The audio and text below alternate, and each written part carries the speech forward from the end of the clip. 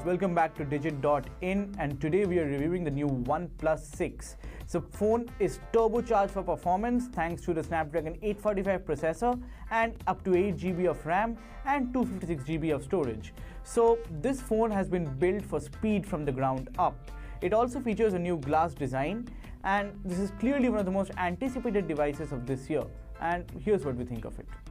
Let's start with the design. From the front, the OnePlus 6 is quite akin to the iPhone X because of the notch. At the back, we now get a vertically aligned camera setup. There's a glass panel at the back made with Gorilla Glass 5. OnePlus is certainly guaranteeing that the phone can survive drops, although history is not on its side. The OnePlus 6 is a lot thicker than last time, and its bezels at the bottom are much lesser than predecessor. Also, we have a notch this time. Thanks to the notch on top, the display size has increased to 6.28 inches and now has a screen-to-body ratio of 84%. When a video is playing on YouTube, the notch gets disguised by the AMOLED panel, blacking out the area. Although, it comes in the way when you are viewing a photo taken by the phone in the 19:9 format. In that case, the photo gets cropped in an ugly manner around the notch. The display otherwise is much brighter than before. The pixel density has increased, adding more sharpness to the content. The AMOLED display works just fine and supports NTSC and DCI-P3 color gamuts, which you can toggle around in the Settings app. The adaptive display works like a charm, intelligently tweaking the screen brightness to suit the light outside. The OnePlus 6 also retains a reading mode which was introduced in the OnePlus 5.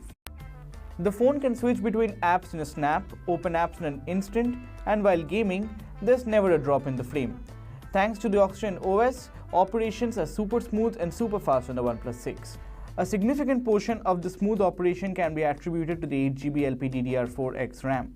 During my time of use, I saw around 2 GB of RAM free most of the time. Even when a graphics-intensive game, the Chrome browser with more than 20 tabs, and 4 other odd apps were open. What's new in the Oxygen OS is the gesture support.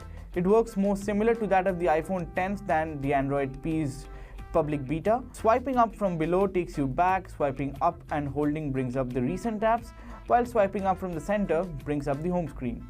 Now moving to the optics, the phone uses a 16 megapixel plus 20 megapixel dual camera stack at the back.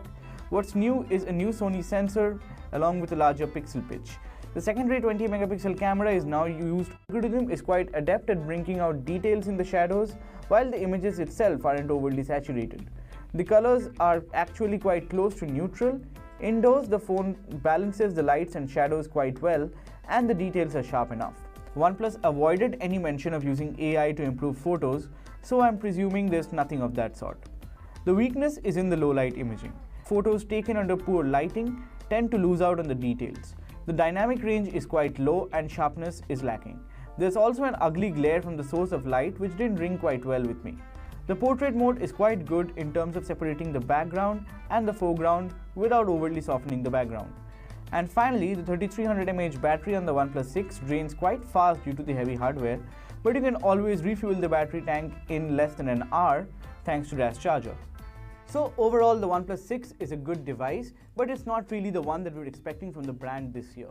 The OnePlus 6 brings to the table a newer display, newer software, faster performance, but it seems that in its journey to get more speed out of the phone, it may have ignored a few more important aspects. If you're looking for a reliable and fast performer, the OnePlus 6 is definitely a no-brainer. However, if you are debating between getting a flagship and the OnePlus 6, the choice gets only harder because of the corners cut by OnePlus. So